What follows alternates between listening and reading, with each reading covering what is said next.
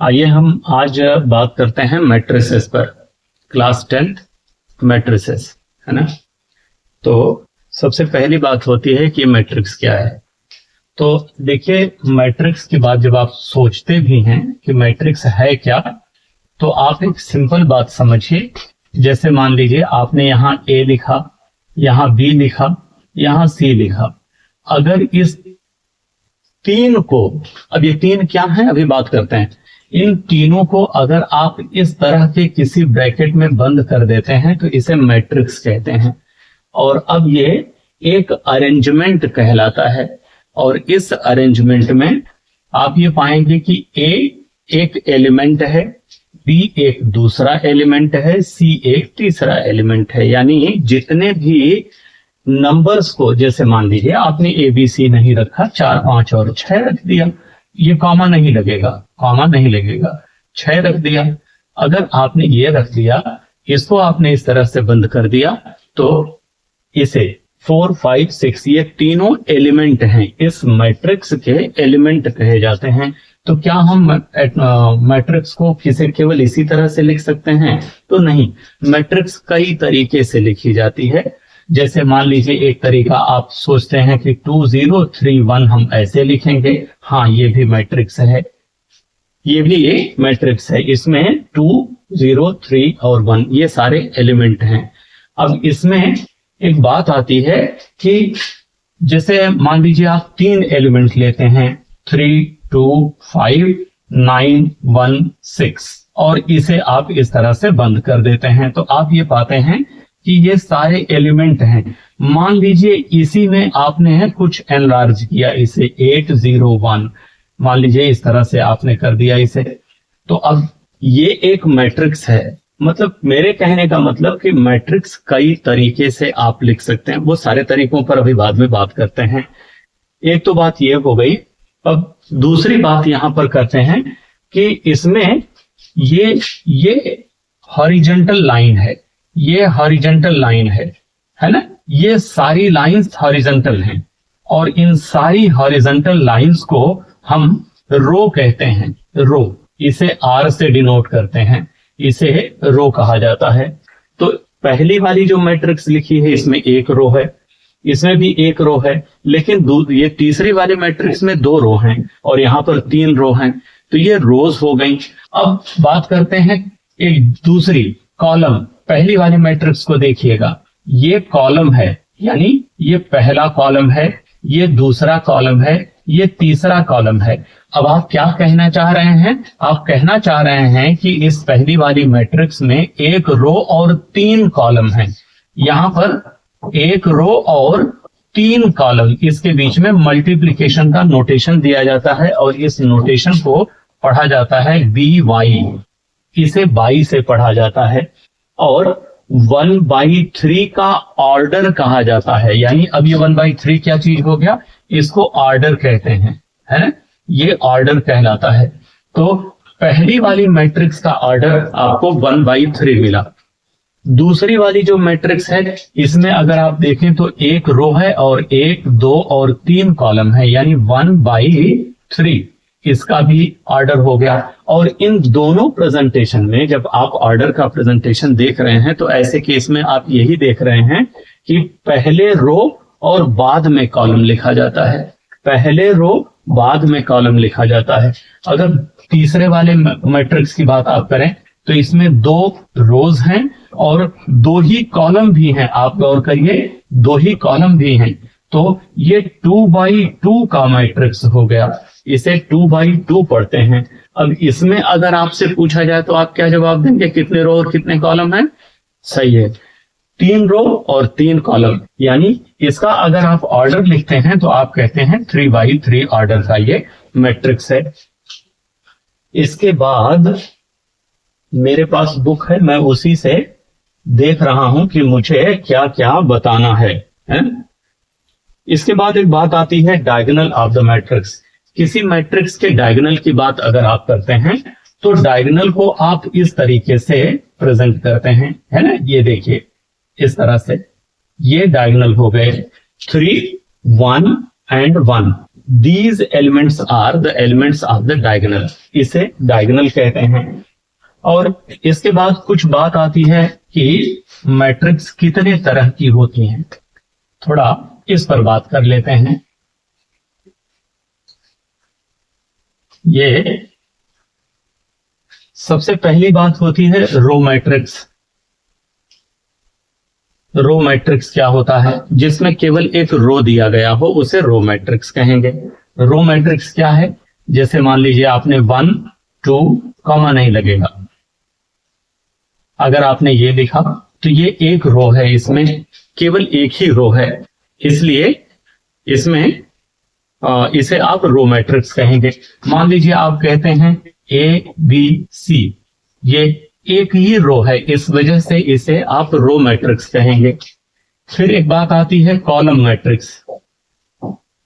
Column matrix, column matrix में केवल एक कॉलम होगा, यानी A B और C, ये आपने इस तरह से बंद कर लिया, तो ये केवल कॉलम मैट्रिक्स है, केवल एक ही कॉलम होगा। लेकिन याद रखिएगा, इस रो मैट्रिक्स का अगर ऑर्डर आप लिखेंगे तो एक रो तो है, लेकिन इसमें 2 कॉलम हैं, यानी 1/2, और इसका ऑर्डर क्या होगा? इसका ऑर्डर क्या होगा? आप अपने से इसे जरूर निकाल के यहां पर ऑर्डर लिखिएगा। कॉलम मैट्रिक्स के बाद है रेक्टेंगुलर और स्क्वायर मैट्रिक्स। रेक्टेंगुलर मैट्रिक्स क्या होता है? रेक्टेंगुलर मैट्रिक्स क्या होता है, थोड़ा इसकी बात करें। रेक्टेंगल आप जानते हैं, उसमें लेंथ अलग होता है और ब्रेथ अलग होता है। तो लेंथ और ब्रेथ अगर अलग अलग है तो ऐसे केस में आप कह सकते हैं कि ये रेक्टेंगुलर मैट्रिक्स है, यानी नंबर ऑफ रोज और नंबर ऑफ कॉलम्स अगर अलग अलग हैं। कहने का मतलब, जैसे मान लीजिए 3 2 5 6 मैंने ये लिखा, तो अब आप क्या कहेंगे इसमें? इसमें पहला ये R1 हो गया, ये R2 हो गया, 2 रो मिल गए, और इसमें 2 ही कॉलम भी मिल रहे हैं। देखिए C1 और C2 2 ही कॉलम भी मिल रहे हैं, तो 2 रो और 2 कॉलम अगर हैं तो आप इसे रेक्टेंगुलर मैट्रिक्स कहेंगे क्या? नहीं, ये तो स्क्वायर मैट्रिक्स हो गई। या जहां पर नंबर ऑफ रोज और नंबर ऑफ कॉलम्स एक जैसे हैं वो स्क्वायर मैट्रिक्स है, और जहां पर नंबर ऑफ रोज और नंबर ऑफ कॉलम्स अलग अलग हैं वो रेक्टेंगुलर मैट्रिक्स है। तो क्या रो मैट्रिक्स को रेक्टेंगुलर मैट्रिक्स भी कह सकते हैं? हाँ, कह सकते हैं। क्या कॉलम मैट्रिक्स को रेक्टेंगुलर मैट्रिक्स कह सकते हैं? हाँ, कह सकते हैं। देखिए नंबर ऑफ रोज 3 है, कॉलम 1 है, तो ये 3/1 का ऑर्डर बन गया, यानी नंबर ऑफ रोज और नंबर ऑफ कॉलम्स अलग अलग हैं, इस वजह से इसे आप रेक्टेंगुलर मैट्रिक्स कहेंगे। तो ये जो एग्जांपल दिया गया है ये है स्क्वायर मैट्रिक्स का, है ना? ये स्क्वायर मैट्रिक्स। तो रेक्टेंगुलर मैट्रिक्स क्या है? इसे आप रेक्टेंगुलर कह सकते हैं, या फिर आप दूसरा कह लीजिए। मान लीजिए आप कहते हैं 3 2, ये कॉमा नहीं लगेगा, मुझसे बार बार गलती हो रही है, 1, ये 5 2 6, और इसे आपने इस तरह से किया। तो अब देखिए इसमें 2 रो हो गए और 3 कॉलम हैं, तो नंबर ऑफ रोज और नंबर ऑफ कॉलम्स डिफरेंट है, इस वजह से ये है रेक्टेंगुलर मैट्रिक्स हो गया। इसके बाद डायगोनल मैट्रिक्स। हाँ, डायगोनल मैट्रिक्स की बात हो रही है। डायगोनल मैट्रिक्स सही है? हाँ ठीक है, डायगोनल मैट्रिक्स की बात करते हैं। तो डायगोनल मैट्रिक्स क्या होता है? एक बात आप समझिए, डायगोनल मैट्रिक्स हमेशा आपको स्क्वायर फॉर्म में मिलेगा, स्क्वायर मैट्रिक्स के फॉर्म में मिलेगा, है ना? थोड़ा सा इसे डायगोनल मैट्रिक्स की बात करें तो जैसे मान लीजिए आपने 4 लिखा, 0 लिखा, 0 लिखा, 3 लिखा। अब ये एक डायगोनल मैट्रिक्स है, यानी इसके डायगोनल पर ही आपको एलिमेंट देखने को मिलेंगे, और इसके अलावा बाकी जितने एलिमेंट होंगे वो सब 0 0 होंगे। या फिर आप कह सकते हैं 3 0 0 0 4 0 0 0 5। अब ये देखिए जरा, 3 4 5 आपको कहां से कैसे मिल रहा है? ये डायगोनल पर ही मिल रहा है, इस वजह से इसे आप डायगोनल मैट्रिक्स कहेंगे। इसके बाद बात आती है यूनिट मैट्रिक्स या फिर आइडेंटिटी मैट्रिक्स। यूनिट मैट्रिक्स में आप ध्यान रखिएगा, डायगोनल मैट्रिक्स और यूनिट मैट्रिक्स में कई बार कंफ्यूजन इसलिए हो जाता है क्योंकि एलिमेंट्स हमेशा प्रिंसिपल डायगोनल पर ही मिलते हैं, इसे डायगोनल कहते हैं। जैसे 1 0 0 0 1 0 0 0 1, आप देखिए ये यूनिट मैट्रिक्स है, इसे यूनिट मैट्रिक्स कहेंगे। इसमें डायगोनल 1 1 1 होता है। इट इज कंपल्सरी कि यूनिट मैट्रिक्स के लिए इसे आई से डिनोट किया जाता है। ध्यान रखिएगा, इसका इस्तेमाल आएगा आपके जब आप पढ़ना शुरू करेंगे। तो जब आप देखते हैं इसके डायगोनल को तो यहाँ 1 1 1 मिलता है, और यहाँ अब जैसे मान लीजिए अगर मैं आपसे कह दूं यहाँ 1 है और यहाँ पर भी 1 है, तो क्या ये यूनिट मैट्रिक्स है? क्या ये यूनिट मैट्रिक्स है? तो नहीं है। अच्छा, एक दूसरी बात कर देते हैं, चलिए इन सभी जगहों पर हम 4 रख देते हैं, तो क्या ये यूनिट मैट्रिक्स है? तो ये यूनिट मैट्रिक्स है, क्योंकि इसमें ये जो R1 है, यहां से सब में से आप 4 कॉमन ले सकते हैं, यहां से मतलब यहां से 4 कॉमन लिया जा सकता है। तो अगर आप कॉमन ले लेते हैं तो 4 यहां से कॉमन लिया, जरा एक कमाल की बात देखिए, 4 यहां से कॉमन लिया और 4 आपने फिर से इंटू 4 यहां से कॉमन लिया, इंटू 4 यहां से कॉमन, इसमें से भी आपने 4 कॉमन लिया, इसमें से भी, इसमें से भी, और इसके बाद आपको क्या मिला? 1 0 0 0 1 0 0 0 1। तो मैं आपसे पूछना चाह रहा हूं कि ये वाला और ये वाला, क्या ये दोनों एक दूसरे के इक्वल हैं? तो पता चला नहीं, ये दोनों एक दूसरे के इक्वल नहीं हैं। मैट्रिक्स में जब आप किसी नंबर से किसी मैट्रिक्स को मल्टीप्लाई करते हैं, जैसे मान लीजिए आपको कोई एक मैट्रिक्स दिया है A, और इस मैट्रिक्स की वैल्यू मान लीजिए दी गई है 3 2 0 0 0 4 0 4 1, मान लीजिए ये दिया गया है, ये कोई एक मैट्रिक्स है, और इस मैट्रिक्स में आप कहना चाह रहे हैं हम 4A लिखना चाहते हैं, यानी 4 से आप इसमें मल्टीप्लाई करना चाहते हैं। तो इसका मतलब हुआ कि every element of this matrix will be multiplied with 4 only. तो आप इसमें ये 12 हो जाएगा 4 से मल्टीप्लाई करके, ये 8 हो जाएगा, 4 0 0, फिर ये 0 और 0 और ये 16 हो जाएगा, फिर ये 0 और ये 16 और ये 4 हो जाएगा। मतलब मेरा समझ पा रहे होंगे आप, ये प्रेजेंटेशन ठीक नहीं है, ये केवल यहां पर 4 आएगा बस और कुछ भी नहीं, तो ये यूनिट मैट्रिक्स हो जाएगा। तो ये भी यूनिट मैट्रिक्स है, ये भी यूनिट है, और ये डायगोनल मैट्रिक्स है। अब इसके बाद बात आती है जीरो मैट्रिक्स क्या होता है। तो अगर आप जीरो मैट्रिक्स की बात करते हैं तो उसके हर एक एलिमेंट को आप जीरो कहते हैं, है ना। जब हर एक एलिमेंट जीरो हो तो वो जीरो मैट्रिक्स होता है और उसे O से डिनोट किया जाता है। इतने क्वेश्चन करने के बाद लास्ट में एक और बात आती है, तो हम लोग सीधे क्वेश्चन पर पहुंच चलेंगे। लास्ट में एक बात यह है कि जैसे कंपैरिजन करना है दो मैट्रिक्स का, अगर दो मैट्रिक्स का कंपैरिजन करना है तो क्या करेंगे। मान लीजिए A B C और यहां E F G, हम ये एक A मतलब G नहीं D, ये हमने एक मैट्रिक्स बना लिया और दूसरी एक मैट्रिक्स ले लेते हैं 1 2 3 4 5 6। अगर हमने ये दो मैट्रिक्स बना दिया तो इन दोनों को अगर हम कंपेयर करना चाहते हैं A इक्वल टू B, अगर हमने कह दिया कि हाँ ये A और B एक दूसरे के इक्वल हैं, तो ऐसे केस में क्या हो जाएगा, आप लिखेंगे A B C E F D it is equal to, यहां इसे बंद करें, 1 2 3 4 5 6, ये हो जाएगा। A will be equal to 1, ध्यान से समझिएगा इसका यूज है आगे, B equal to 2, C equal to 3, E equal to 4, F equal to 5 and D equal to 6।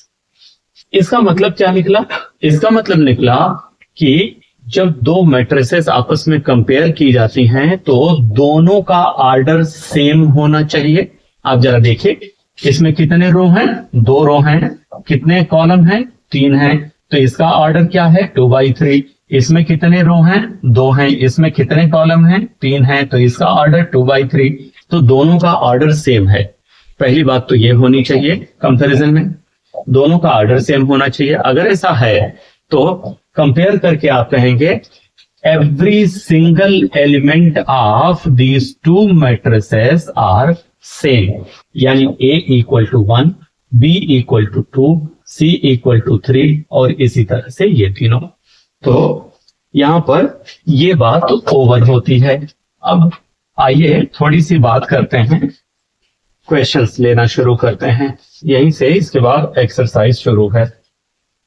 Exercise में 3 - 5 7, 3 - 5 7। थोड़ा ध्यान से इसे देखिएगा।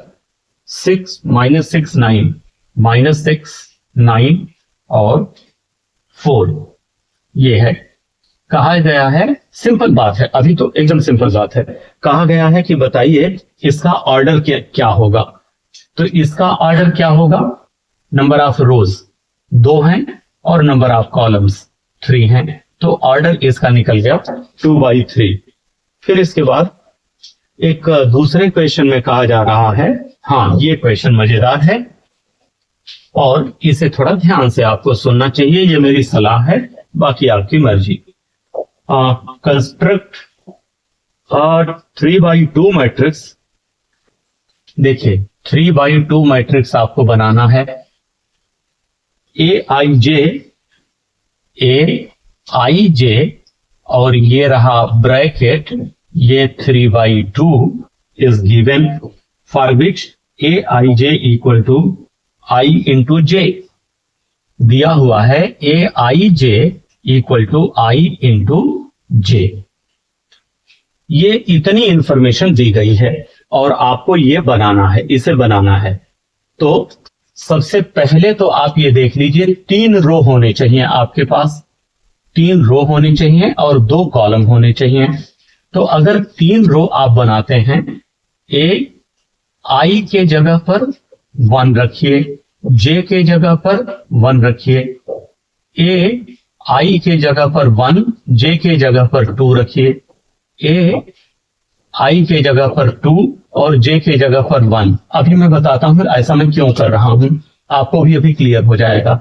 I के जगह पर 2, J के जगह पर 2, I के जगह पर 3, J के जगह पर 1, I के जगह पर 3 और J के जगह पर 2।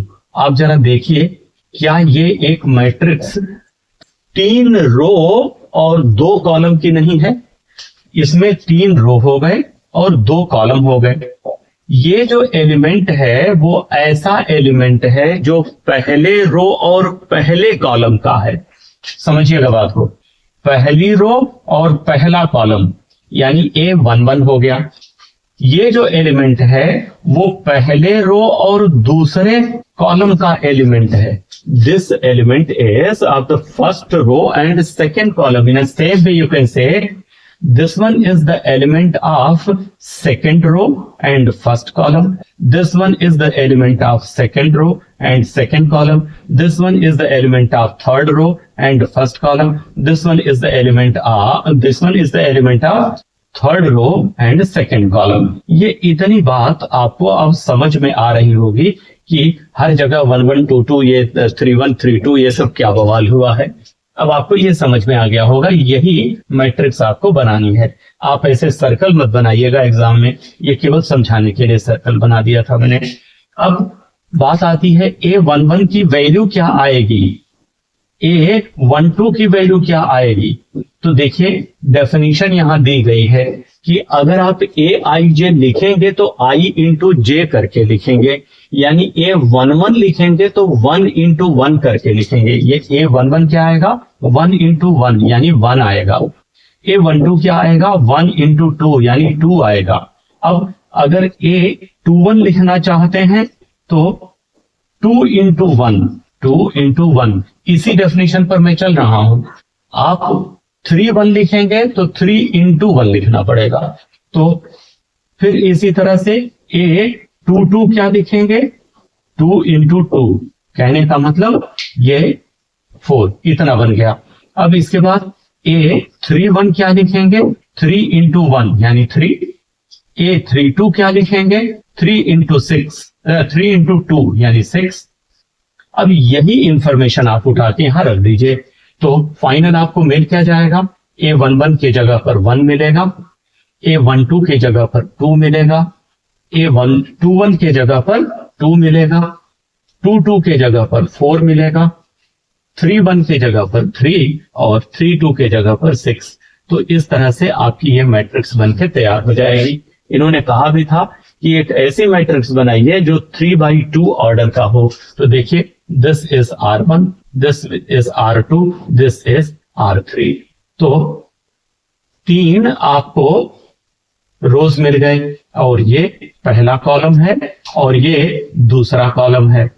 तो देख लीजिए, 3 रो और 2 कॉलम मिल गए। तो इस तरह से आपने इसे कंस्ट्रक्ट कर लिया। आइए दूसरे क्वेश्चन की ओर चलते हैं। कहा जा रहा है, हाँ एक और क्वेश्चन है, अच्छा है, हाँ मैं ट्राई कर रहा हूं कि आपको नंबर ऑफ क्वेश्चंस ज्यादा मिले ताकि आपका कंसेप्ट एकदम अच्छी तरह से क्लियर हो जाए।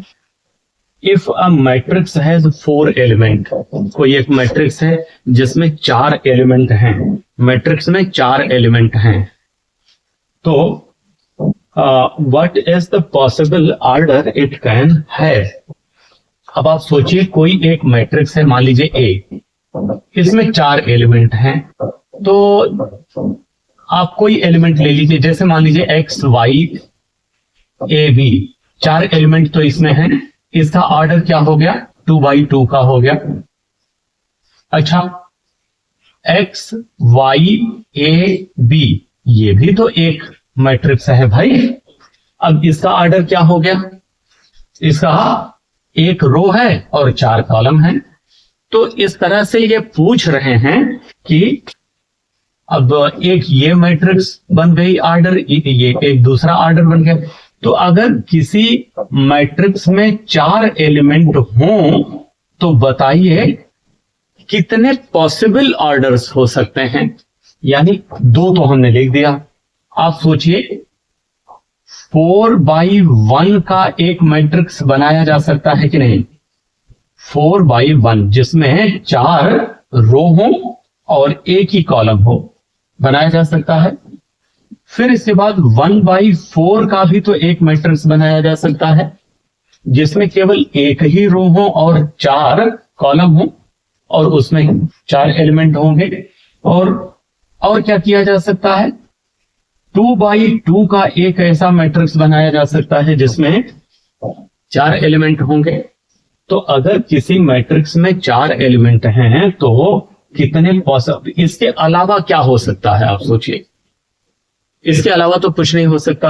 अगर आप मान लीजिए 3 रो बना लेते हैं तो कितने कॉलम बनाएंगे। जैसे मान लीजिए आपने X 3 Y और Z, आपने 3 रो बना लिया।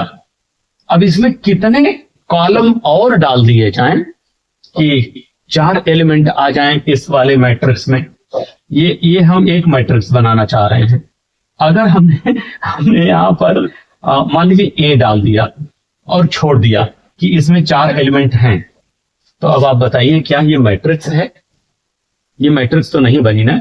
तो 4 एलिमेंट ले करके और 3/समथिंग ऑर्डर का कोई भी मैट्रिक्स नहीं बनाया जा सकता।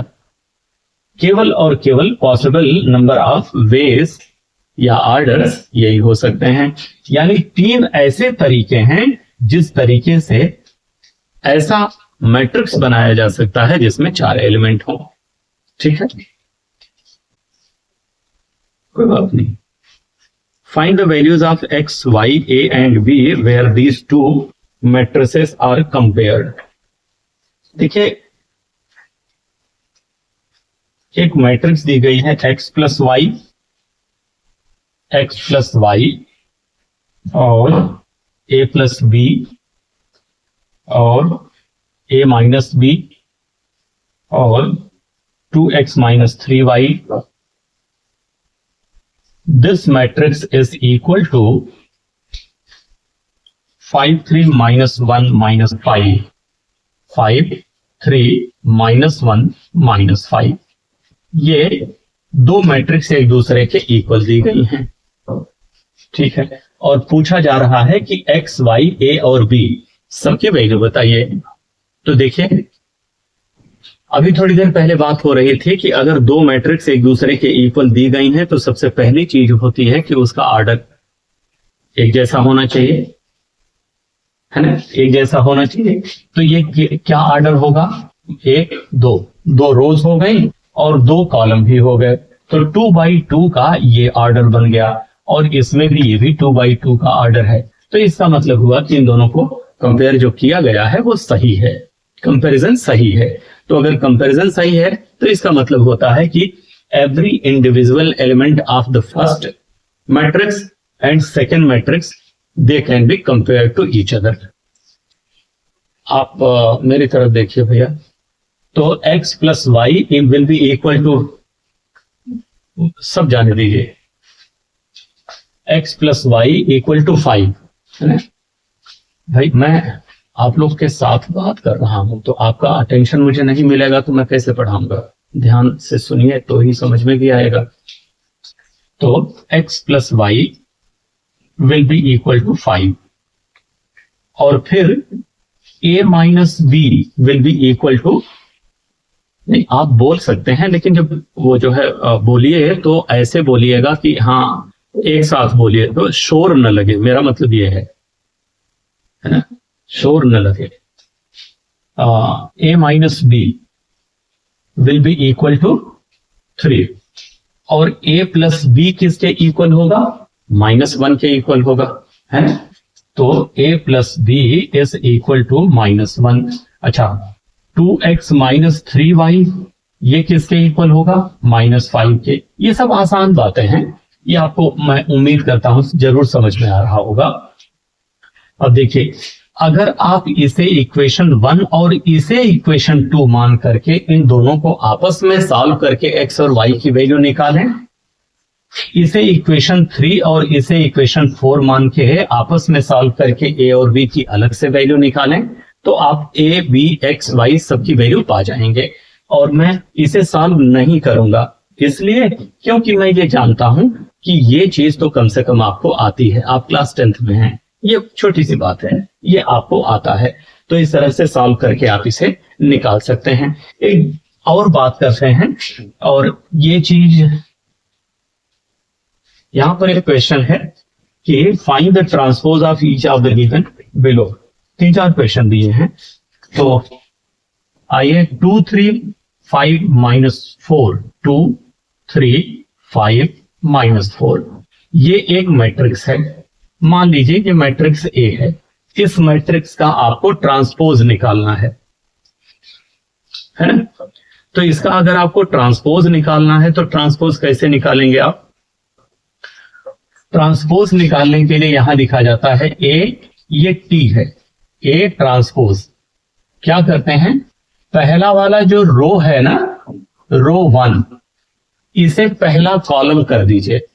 देखिए 2 3 ये पहला कॉलम हो गया। दूसरा वाला जो रो है R2, इसे दूसरा वाला कॉलम कर दीजिए, 5 -4। बस यही है, रो को कॉलम में कन्वर्ट कर देना। तो क्या हम कॉलम को भी रो में कन्वर्ट कर सकते हैं? हाँ कर सकते हैं। रो को कॉलम में कन्वर्ट करिए या फिर कॉलम को रो में कन्वर्ट करिए, यही ट्रांसपोज होता है।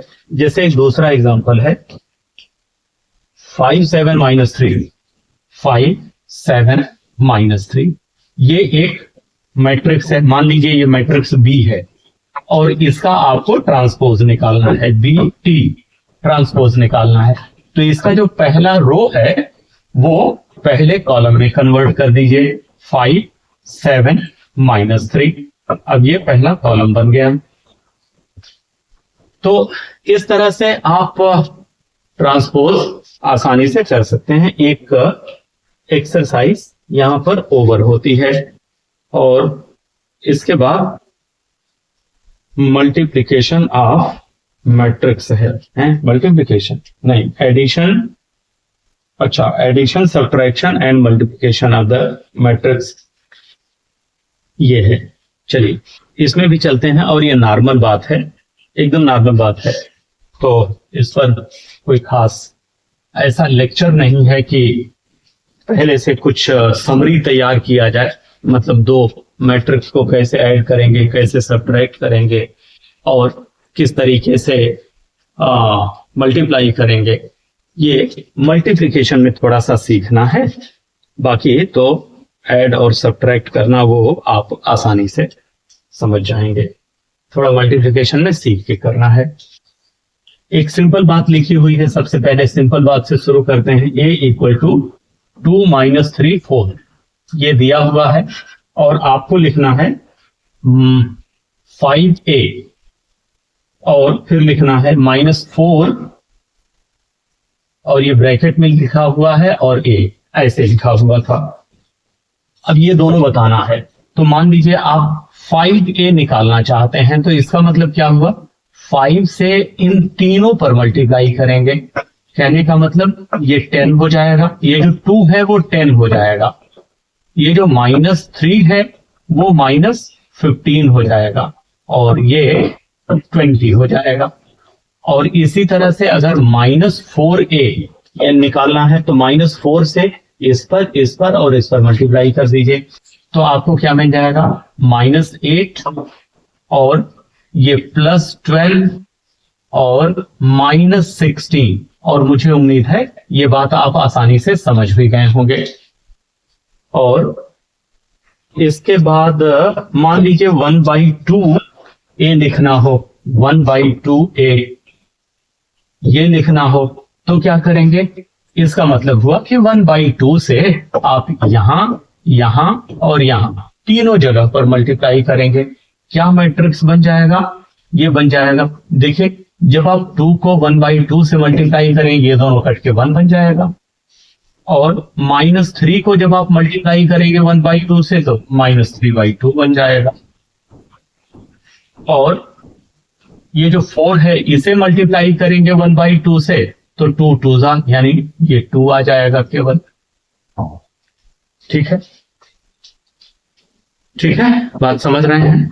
तो ये कुछ सिंपल बातें थी, और इसके बाद एक क्वेश्चन दे रहा है, इसी को उल्टा करके, रेसिप्रोकल करके, इसी का कह रहा है क्वेश्चन के, अगर 6m इसकी वैल्यू 0, 6 -12 और 24 हो, तो बताइए m की वैल्यू क्या होगी। ये माइनस लिखा है, अब आप बताइए m की वैल्यू क्या होगी। तो m की वैल्यू का मतलब तो यही निकला ना कि हम यहां से 6 हटाना चाह रहे हैं, तभी तो m मिलेगा हमें। तो अगर हम 6 हटाना चाह रहे हैं तो 1/6 करना पड़ेगा हमें इस मैट्रिक्स के साथ, 0, 6, -12 और 24। और इस बात का क्या मतलब हुआ, 1/6 से हमें मल्टीप्लाई करना पड़ेगा हर एक एलिमेंट को। तो अगर हम 0 से मल्टीप्लाई कर देते हैं 1/6 का, तो हमें 0 मिलेगा। 1/6 और 6 मल्टीप्लाई करेंगे तो 1 मिलेगा। 1/6 और -12 तो -2 मिलेगा। सही कह रहे हो आप। 1/6 और 24 मल्टीप्लाई करेंगे तो आपको 4 मिलेगा। Very good. इसका मतलब ये सब नॉर्मल बातें हैं, ये सब आपको आ रही हैं। आइए एक दूसरे क्वेश्चन, धीरे धीरे हम लोग ऐसे क्वेश्चन की ओर अब बढ़ने जा रहे हैं बेटा, जहां पर बोर्ड में क्वेश्चंस पूछे जाते हैं, इस तरह के क्वेश्चन आते हैं, उस ओर अब धीरे धीरे हम इतने देर के बाद अब बढ़ना शुरू किए हैं। ये थोड़ा सा बिल्ड हुआ है कंसेप्ट हमारा मैट्रिक्स के बारे में।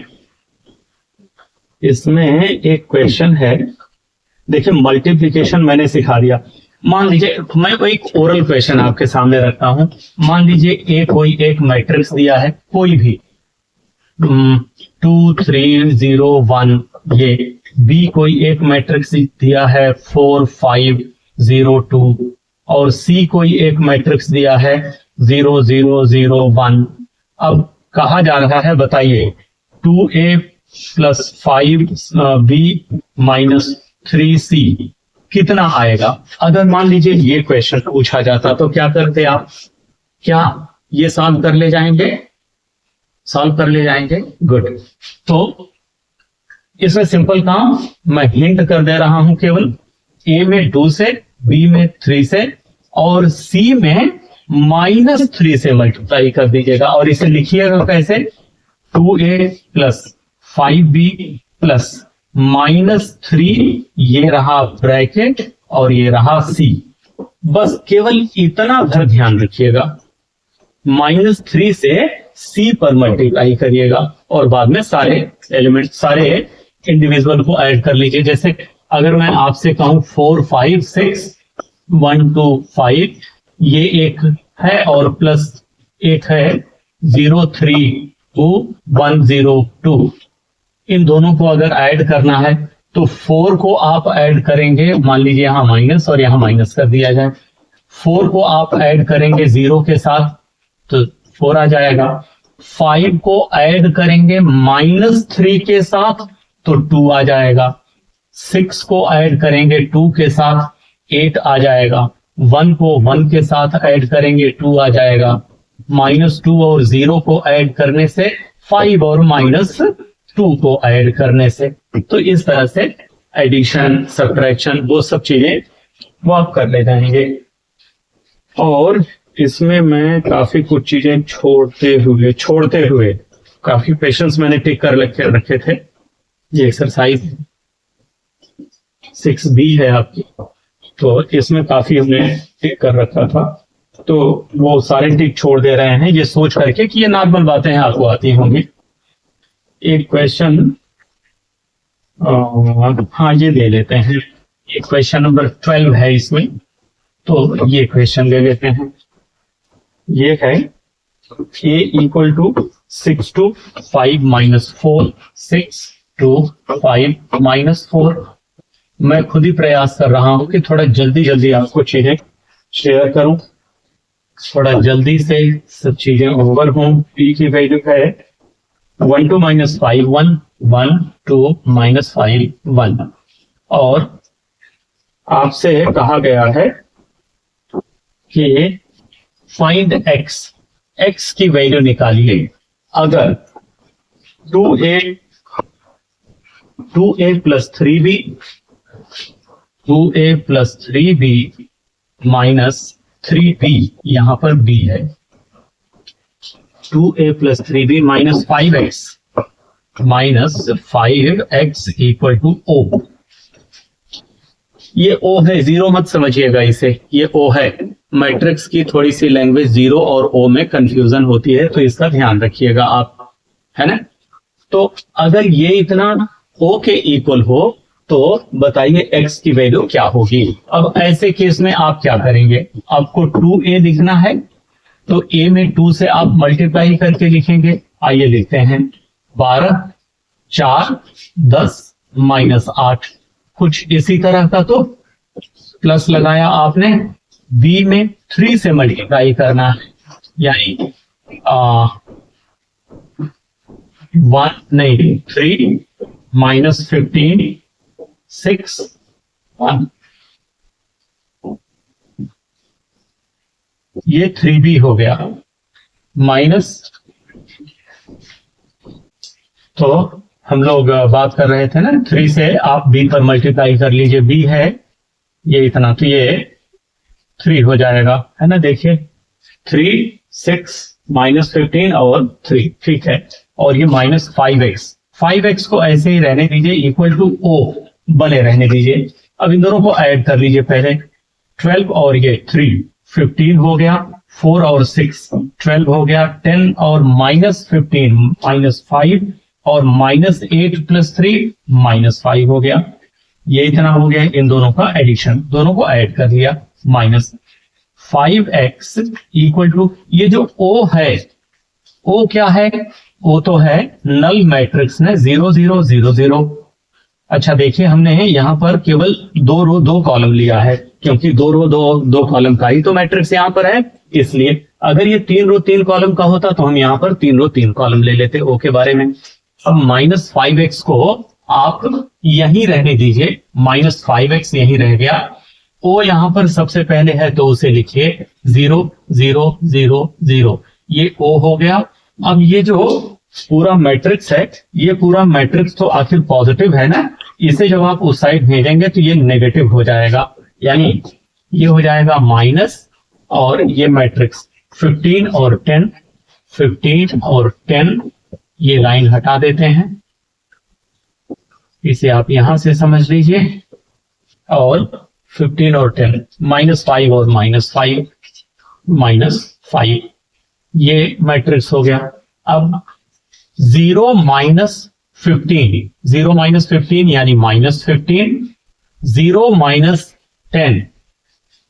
देखिए डायरेक्ट मैं माइनस बोल दे रहा हूं, हालांकि यहां आप प्लस लगा के इस माइनस को हर एक एलिमेंट के साथ अप्लाई कर सकते हैं, मतलब इसे ऐसे भी लिख सकते हैं। मेरा मतलब यह है 0 0 0 0 तो यह है ही, और यहां माइनस एंटर कर लीजिए सारे एलिमेंट के साथ और यहां प्लस लगा लीजिए। माइनस को इसके साथ लगाइए, -15, -10, 5 और ये 5, ये बन जाएगा।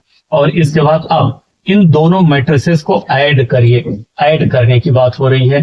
तो 0 plus -15 that is -15, 0 plus -10 that is -10, 0 plus 5 that is 5 and again here 5। और यहां पर -5 इंटू एक्स है। अब ये जो -5 है वो यहां आएगा, यानी आप कह सकते हैं कि अगर हम इसे यहां से हटा देते हैं तो ये -1/5 बन के यहां पर आएगा। अब -1/5 से इसे और इसे मल्टीप्लाई करना है, तो क्या मिलेगा हमें? प्लस में 3 मिलेगा। मुझे उम्मीद है कि मल्टीप्लाई करने आपको आता है। -1/5 and -10 will be 2, -1/5 and 5 will be -1, and this will also be -1। तो इस तरह से आपको x की वैल्यू मिल जाती है। और इसमें यही पूछा गया था कि x बताइए अगर ये इतना पूरा 0 को o के इक्वल हो तो o है, 0 नहीं है, वो यूजुअली 0 ही निकलता है। हाँ, इसके बाद एक क्वेश्चन दूसरा करते हैं कि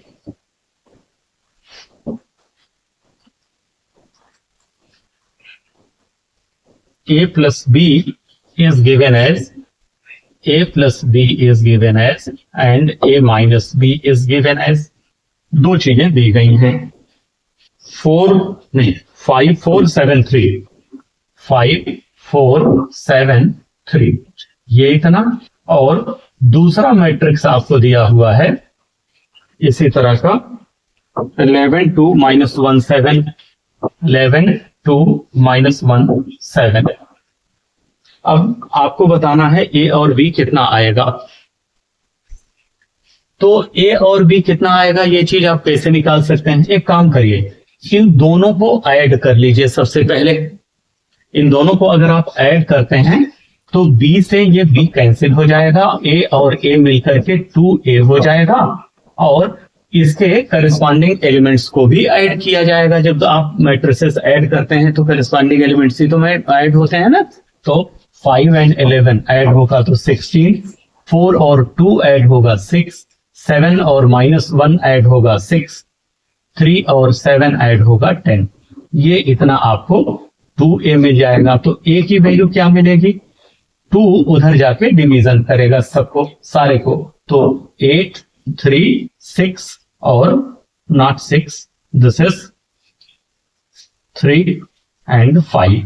आपको a मिल गया। देखिए अब आप अगर b निकालना चाहते क्या निकालना पड़ेगा, तो a के जगह पर आप इसे प्लेस कर दीजिए। 8 3 3 5, 8 3 3 5, a के जगह पर हो गया, प्लस b, प्लस ये हो गया b। इसे मैट्रिक्स के नोटेशन की तरह से लिखिए, 5 4 and 7 3, ये हो गया। अब आपको ये वाला मैट्रिक्स उस साइड में ले जाना है, यानी केवल b बचेगा लेफ्ट हैंड में। पहले इसे लिखेंगे आप 5 4 7 3, ये इतना हो गया, माइनस ये उधर जाके माइनस होगा। अब ये क्या बन जाएगा, ये बन जाएगा A3 और 3 5। अब आप एक बात और सोच सकते हैं यहां पर, ये हम अगर प्लस कर लें, इस साइन को अगर हम प्लस कर दें तो ये माइनस सभी पर अप्लाई कर दिया जाएगा। ये +8 है, -8 हो जाएगा। ये प्लस था माइनस हो गया, प्लस था तो माइनस हो गया। अब ऐड कर लीजिए इन दोनों को, 5 + -8 यानी -3, 4 + -3 यानी 1, 7 + -3 इट मीन्स 4, 3 + -5 दैट इज -2। ये b की वैल्यू आ गई और आपसे यही पूछा गया था कि a और b की वैल्यू बताइए। अगर a + b इतना हो और a - b इतना हो तो। इसके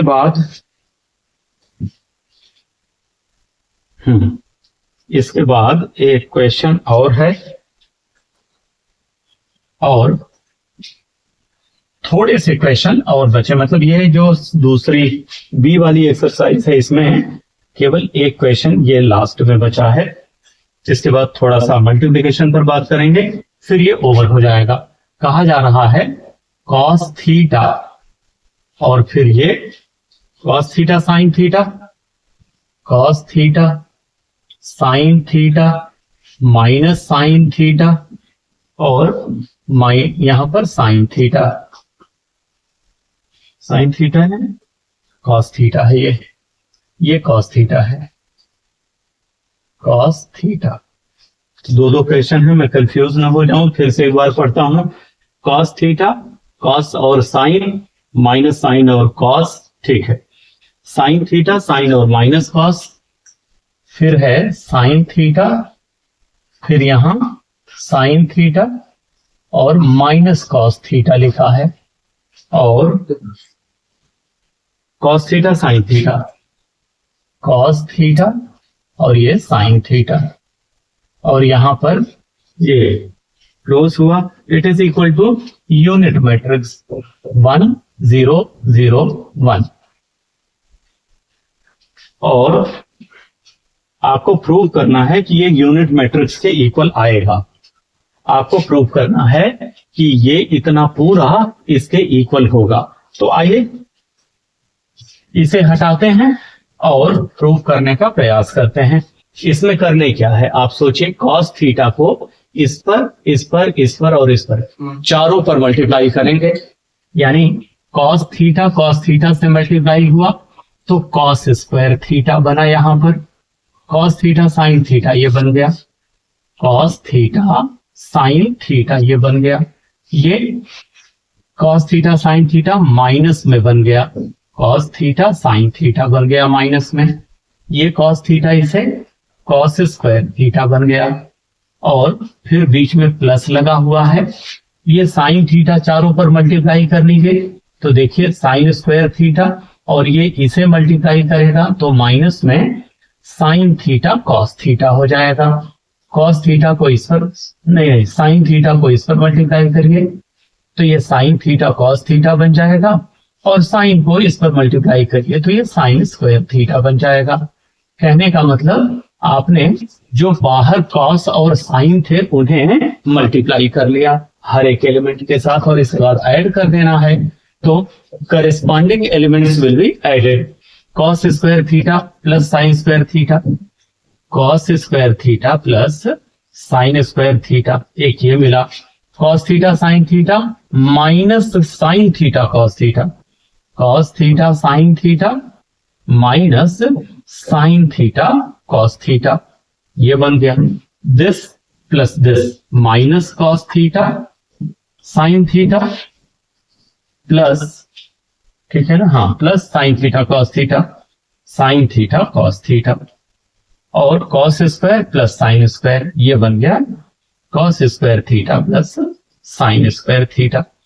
अब इसे आप 1 लिख सकते हैं, फार्मूला याद होगा, ये दोनों एक दूसरे को कैंसिल कर देंगे तो 0 हो जाएगा, ये दोनों एक दूसरे को कैंसिल करेंगे 0 और इसे 1 लिख सकते हैं।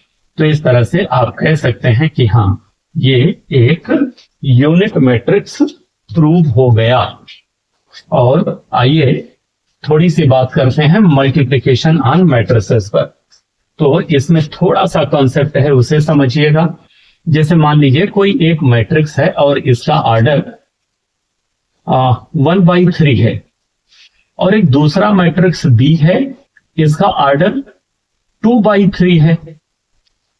आप जरा गौर करिए, तो इसमें रो, एक रो है और इसमें 3 कॉलम हैं, इसमें 2 रो है और इसमें 3 कॉलम है। इस वाले में number of row and column, इस वाले में number of row and column. अगर आप मल्टीप्लिकेशन करने जा रहे हैं तो सबसे पहले रो और कॉलम चेक करिए। और मल्टीप्लिकेशन जाहिर सी बात है, ये तो कहा नहीं जाएगा कि 4 को मल्टीप्लाई करिए। भाई 4 को किससे मल्टीप्लाई करें? कोई एक दूसरी चीज दी गई होगी तब उसी से तो मल्टीप्लाई करेंगे। तो 2 चीजें दी गई रहेंगी, इसका ध्यान रखिएगा। 3 चीजें दी गई, मतलब चीजें दी गई रहेंगी। तो यहां पर 2 मैट्रिक्स दिए गए हैं, ए और बी।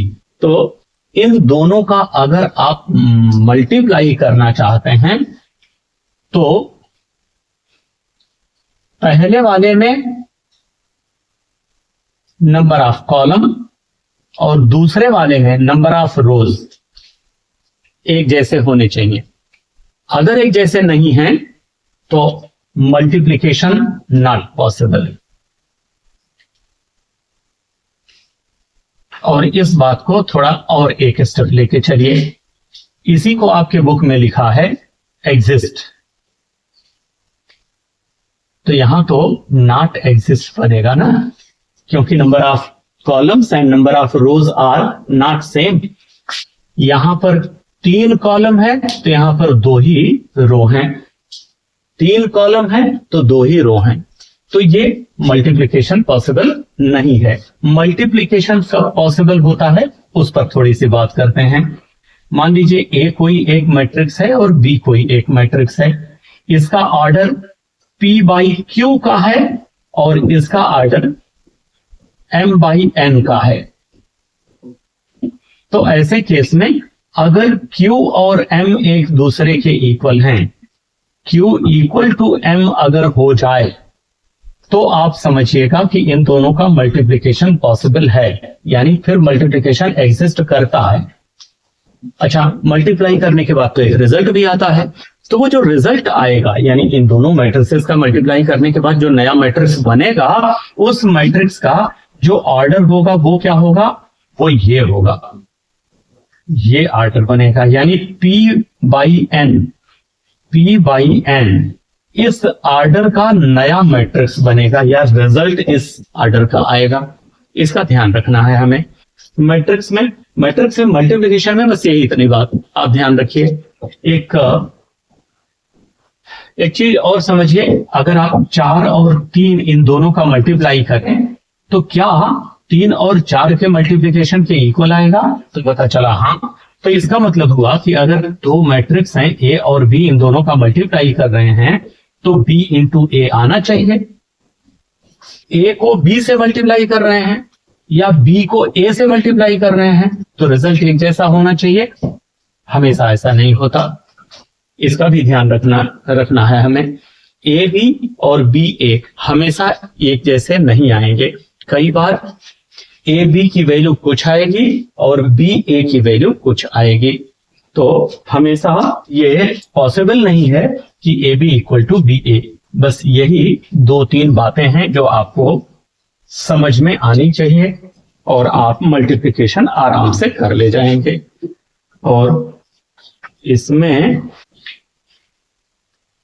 क्वेश्चंस जो हैं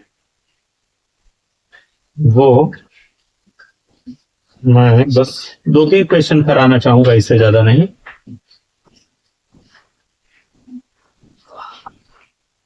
जैसे बाकी अगर आपको मैट्रिक्स के मल्टीप्लिकेशन पर आपको ऐसा लगता है कि कुछ क्वेश्चंस नहीं आ रहे हैं तो आप मुझे जरूर कमेंट करके बताइएगा और उस पर मैं आपसे बात करूंगा। आपके पर्टिकुलर क्वेश्चंस के लिए अलग से 10 मिनट 15 मिनट की वीडियो बना के वो जो है आपके साथ शेयर करूंगा। एक क्वेश्चन है, if a equal to 2 minus 3ab 2 minus 3ab, ये एक मैट्रिक्स है। मान लीजिए a एक मैट्रिक्स है, तो इसमें a और b की वैल्यू बतानी है, जबकि a square equal to i दिया हुआ है।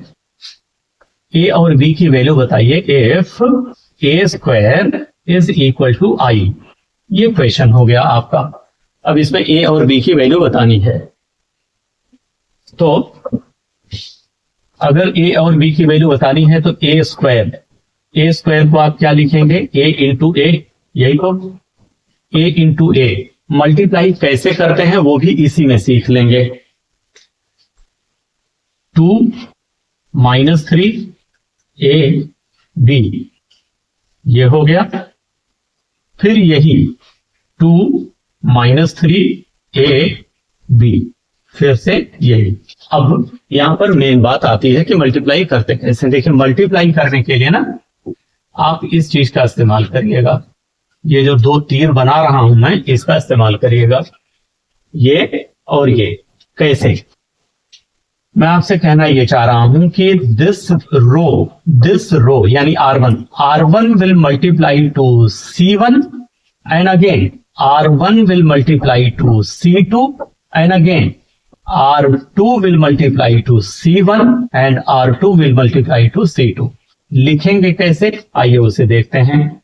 This R1 will multiply to this, यानी this into this plus this into this, 2 into 2 4 plus minus 3 into a minus 3a minus 3a। अब फिर से R1 will multiply to C2 also, C2, तो 2 into minus 3 यानी minus 6 plus minus 3 into b minus 3b, ये इतना। And again this will multiply two this, तो a will multiply two 2 that is 2a plus b will multiply two a that is ab। Again this will multiply two this, a into minus 3a plus b will multiply two b that is b square. ये आपको एक matrix मिला। अब कहा क्या जा रहा है, a square is equal to i। अब इसे क्या लिखेंगे आप, 4 माइनस 3a, इसे क्या लिखेंगे 2a प्लस ab, इसे क्या लिखेंगे -6 माइनस 3b, और इसे क्या लिखेंगे -3a प्लस b स्क्वायर। ये matrix, this is a square, this a square is equal to i का मतलब क्या हो गया 1 0 0 1, आइडेंटिटी मैट्रिक्स, ये इतना। अब एलिमेंट्स आपस में इक्वल होंगे, करेस्पॉन्डिंग एलिमेंट, यानी 4 माइनस 3a इक्वल टू 1, तो -3a को यहां रहने दीजिए और 1 -4 कर लिया आपने, -3 आ गया। मतलब ये वाली मैथ जो मैं अभी कर रहा हूं ये तो आपको पता ही है, तो a इक्वल टू 1 आ जाएगा। ये आपको आप आसानी से निकाल लेंगे। फिर इसी तरह से b निकालना है, तो इसको 0, अब ये वाला इसके 0 के इक्वल मत रखिएगा, क्योंकि इसमें a भी मतलब वर्किंग ज्यादा हो जाएगी आपकी, इसलिए मैं कह रहा हूं। तो ये इतना equal to 0, -6 is this equal to 0, -3b it is equal to 6, then b equal to -2। तो आपको a और b दोनों की वैल्यू आ गई।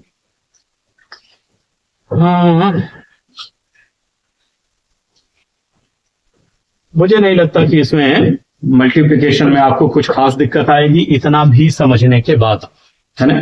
तो मल्टीप्लिकेशन पर अगर कोई दिक्कत आती है तो जरूर आप बताइएगा, और मैं आपसे उस पर फिर बात करूंगा एक दूसरे चैप्टर के साथ। फिर आपसे मुलाकात होती है। Stay tuned.